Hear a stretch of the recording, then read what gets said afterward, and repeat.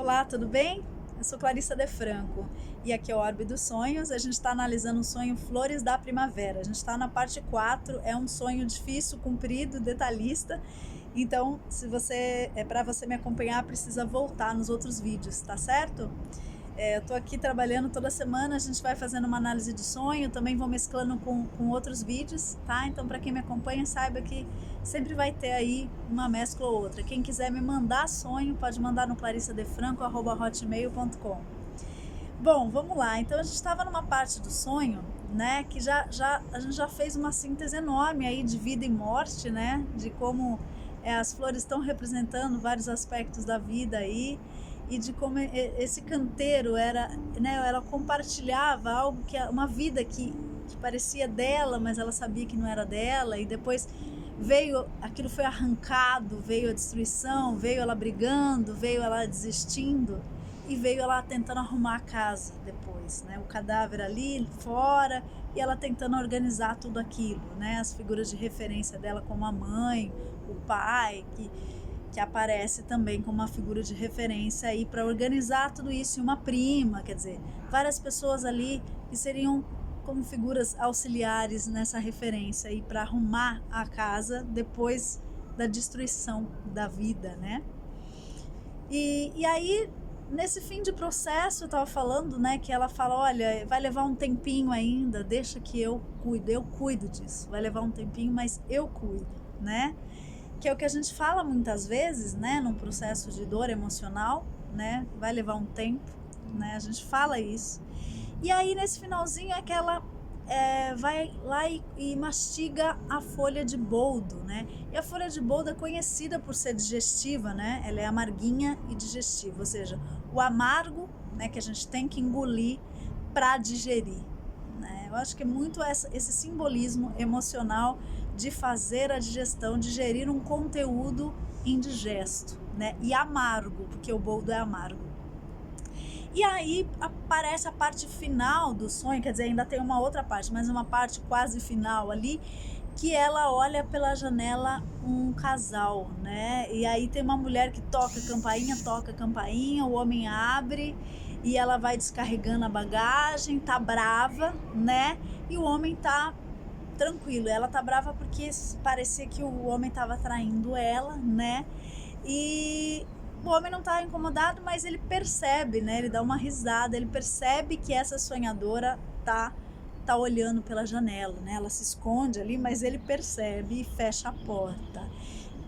Essa parte ela é interessante, né? Porque aí aparece de novo, né? Ela e o outro, de novo uma fronteira, o vidro. Antes era o murinho baixo, né? Ela e o vizinho, né? Antes era o quintal do vizinho, agora é a intimidade do vizinho, né? Da vizinha, né? No caso.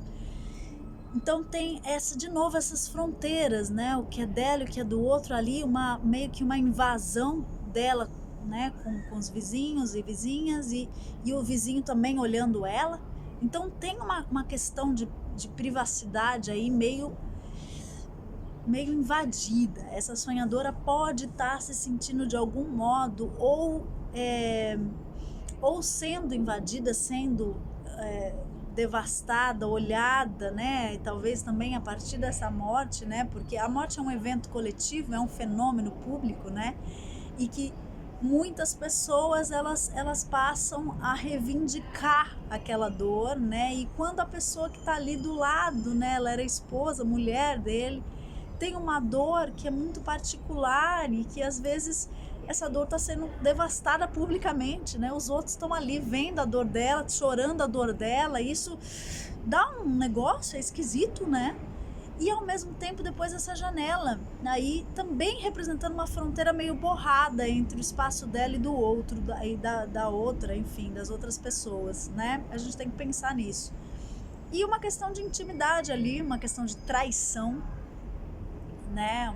Uma mulher brava e um homem nem aí com nada, ou não sei se é nem aí, né? Porque é uma imagem dele bem tranquila e bem até meio sarcástica, ele dá um risinho, vê que ela tá vendo, ou seja, faz ela meio de cúmplice do que tá acontecendo.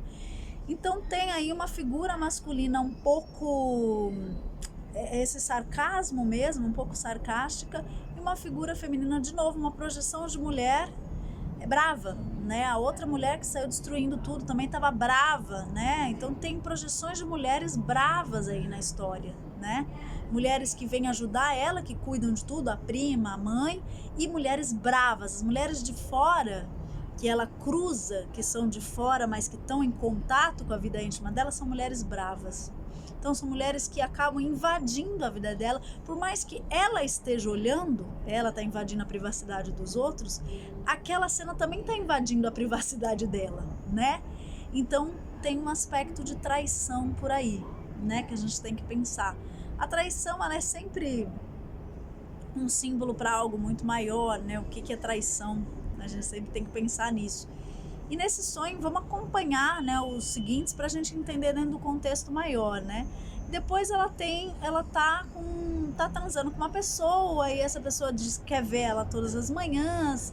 A trans é boa, ela gosta de estar ali nos braços, mas ela fala, olha, vai ser meio difícil da gente se ver sempre, porque eu tô de férias, né, férias escolares, e nosso caso não é público. Olha a questão do público de novo, né? O que é do outro, o que o outro sabe sobre a minha vida, né? O que está escondido, né? E aí ela fala, olha, eu tenho 25 anos, sou virgem e quero a todo custo deixar de ser. É muito, muito interessante esse dado, né, sobre a sonhadora. A gente teria que voltar nos 25 anos dela, né? A gente teria que voltar nessa época dos 25 anos dela. Ela faz algumas associações aqui, né? Ela faz algumas associações importantes, né? Os lugares. Deixa eu só verificar se ela trouxe uma associação com os 25 anos dela.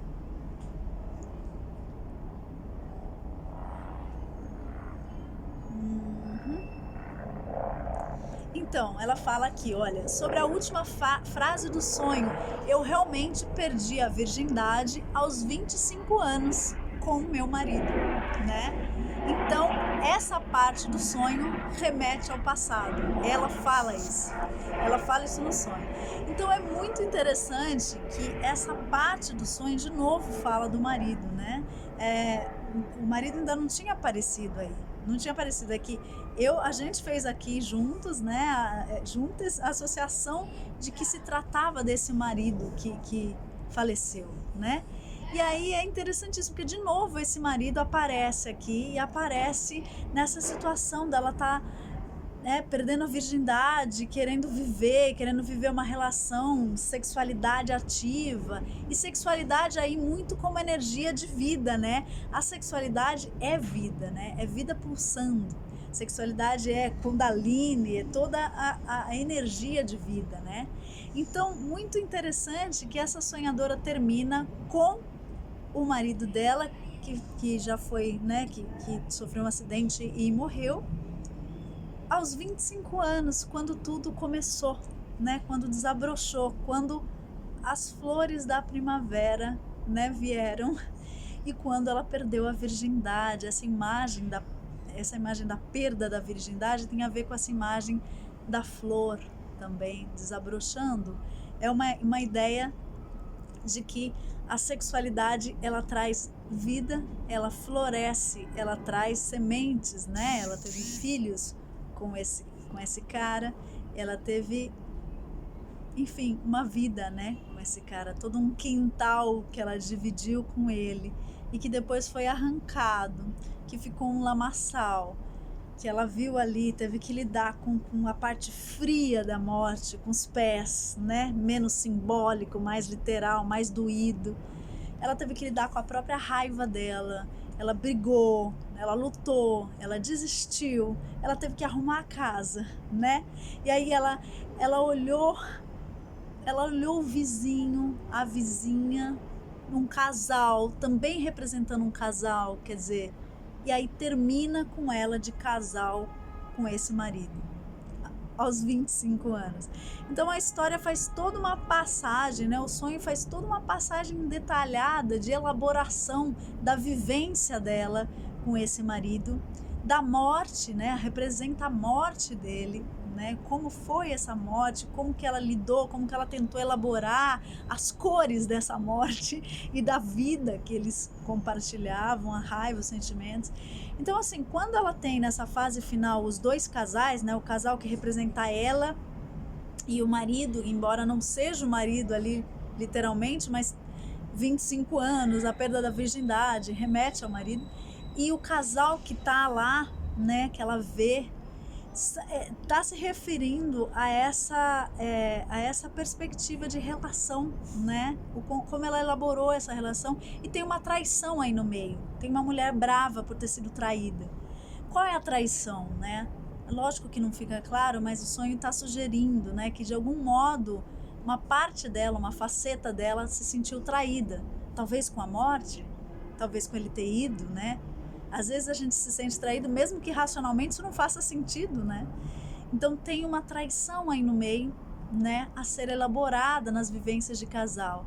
E essa questão da privacidade dela, né, do que as outras pessoas, ela está compartilhando com os outros, as outras pessoas, o que as outras pessoas estão vendo dela, e como essa imagem do casal, né, tá projetada, né, porque ficou aí num passado dos 25 anos, quando tudo começou. Flores da primavera. É um simbolismo bonito, é um simbolismo forte, né, de renascimento, que dá à sonhadora uma perspectiva de vida mesmo, de elaboração dessa situação, né, eu fico feliz com isso. Mas ao mesmo tempo conta, né? Conta desse processo dela, de como as vivências, né, em relação às outras pessoas, também de compartilhar essa dor toda, do que fica de bonito, né? A quantidade de vida que tem ali, a quantidade de flores, do que está florescendo, né? O quanto de beleza tem em tudo isso. E quais são os processos que ela tem que fazer, limpar a casa, digerir o boldo, né? Todos esses processos que são difíceis, profundos, né? As raízes profundas. É isso, espero ter aí contribuído para a reflexão. Se alguém quiser trazer mais reflexões sobre esse extenso sonho, foi super difícil. Eu olhei esse sonho e falei, caramba, eu não costumo fazer grandes elaborações antes, porque eu gosto de falar intuitivamente. Só às vezes quando tem um símbolo ou outro eu vou atrás, né, de buscar compreender melhor esse simbolismo, estudar um pouquinho, fazer uma amplificação simbólica. Mas eu gosto muito que flua, né? Eu não gosto de ficar lendo um monte antes e pesquisando e estudando um montão. Eu gosto de estar aqui no exercício intuitivo junto com vocês trabalhando, né? Mas esse sonho eu li, eu falei, eu não sei nem como contar. Esse sonho é tão grande que as pessoas vão sair do vídeo. Bom, espero que tenha sido útil. Um beijo, até mais. Continue me mandando sonhos pra gente interpretar. Tchau, tchau.